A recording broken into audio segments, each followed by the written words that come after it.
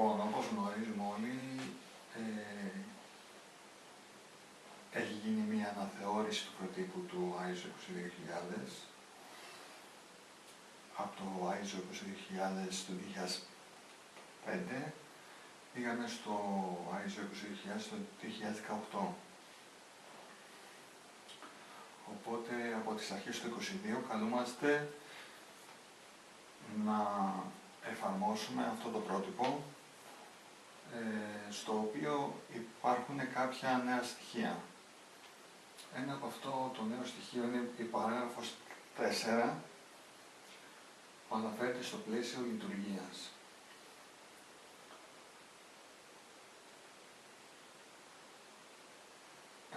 Όσον αφορά το πλαίσιο λειτουργίας της παράγραφου αυτής, υπάρχουν κάποιες εντελώς καινούργια εδάφια, τα οποία έχουν μπει και με σκοπό να γίνει η εναρμόνιση του προτύπου, να γίνει η εναρμόνιση του με το 9001, όπως είναι η κατανόηση του οργανισμού και το πλαίσιο λειτουργίας και του πλαισίου λειτουργίας. Αυτό είναι το 4.1. Οπότε σε αυτό το βιντεάκι θα προσπαθήσουμε λίγο να δούμε το πρώτο σκέλος αυτής της παραγράφου, το οποίο αφορά καθαρά τους εξωγενείς παράγοντες που επηρεάζουν έναν οργανισμό, μια εταιρεία.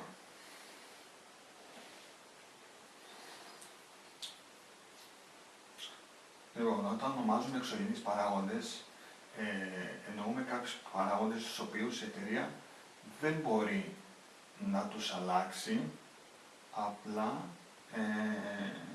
αυτό που μπορεί να κάνει είναι να προσαρμοστεί σε αυτούς. Αυτοί οι παράγοντες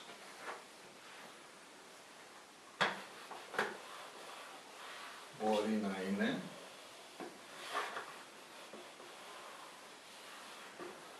στο γράψω εδώ πέρα. Μιλάμε για τους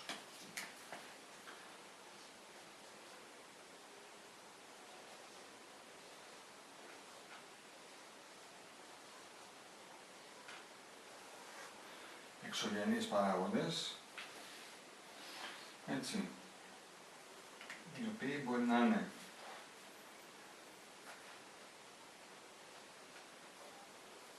πολιτικοί,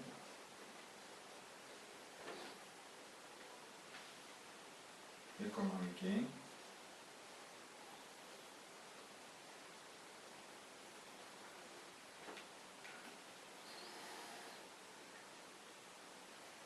κοινωνικοί,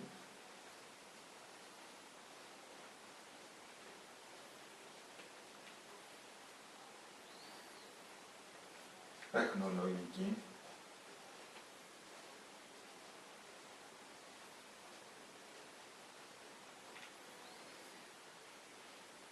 περιβαλλοντολογικοί,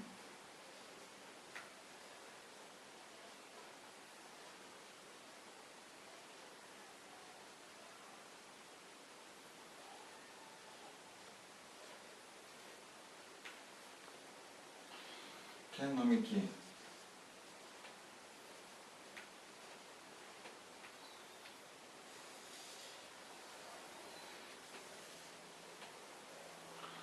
Οπότε αυτοί είναι κάποιοι παράγοντες εξωγενείς, στους οποίους καλείται η εταιρεία να προσαρμοστεί,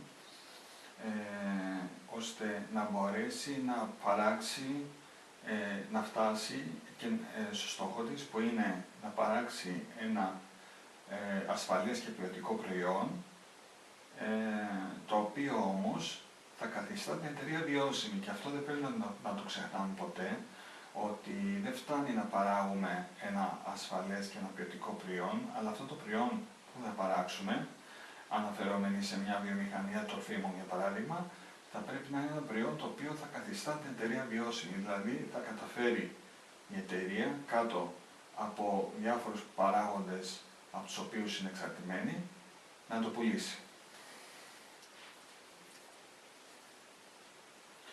Και ας πάρουμε έναν τους παράγοντες.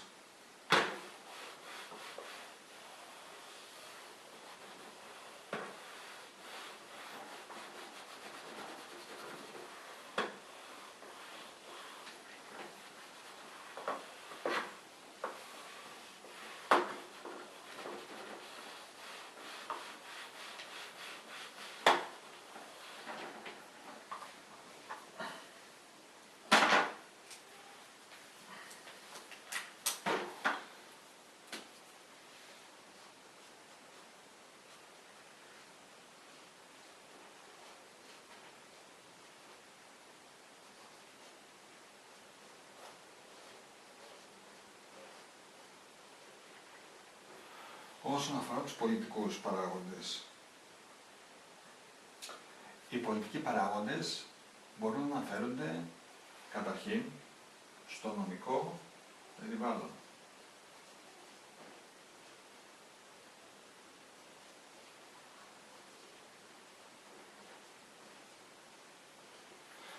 Δηλαδή κάθε εταιρεία θέλει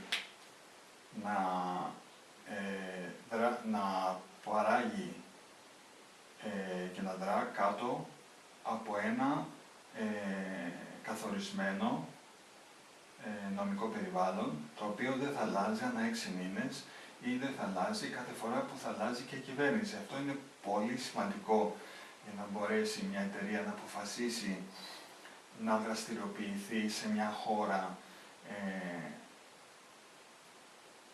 γιατί είναι πολύ σημαντικό να ξέρει ποιο θα είναι το νομικό περιβάλλον πάνω στο οποίο θα αρχίσει να επενδύει. Οπότε, ένα σταθερό νομικό περιβάλλον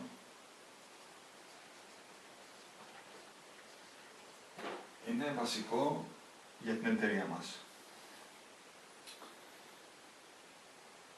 Επίσης, η εταιρεία θα πρέπει να είναι σε θέση να μπορεί να απορροφήσει ευρωπαϊκά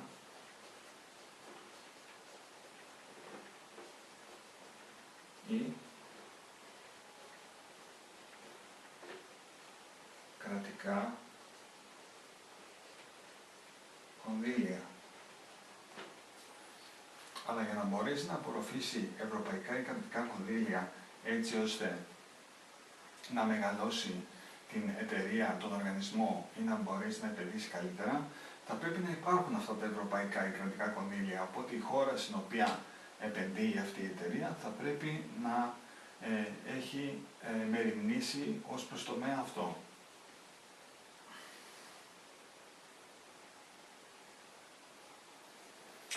Ένας άλλος πολιτικός παράγοντας είναι οι εισαγωγές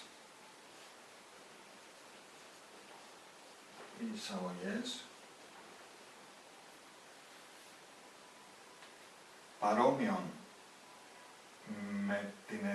με τα προϊόντα της εταιρείας άλλων προϊόντων. Δηλαδή, όταν το κράτος εισάγει προϊόντα τα οποία είναι ανταγωνιστικά προς τα προϊόντα που παράγει η δικιά μας εταιρεία, αυτό είναι ένα θέμα και θα πρέπει να μπορέσουμε να ανταπεξέλθουμε σε αυτόν τον ανταγωνισμό. Δημιουργείται δηλαδή ανταγωνισμός.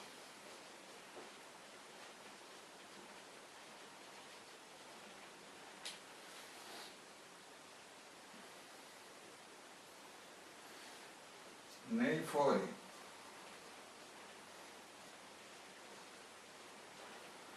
Πώς μπορούμε εμείς να αντιδράσουμε ως εταιρεία στην επιβολή νέων φόρων?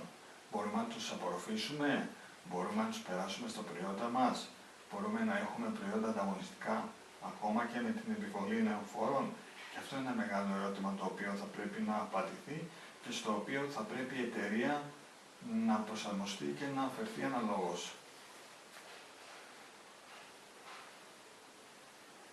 Και ένα τελευταίο είναι ότι πολλές διαδικασίες εξαρτώνται από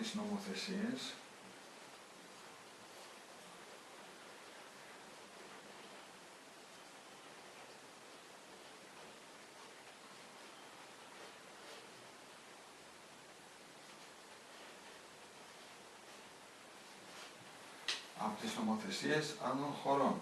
Δηλαδή,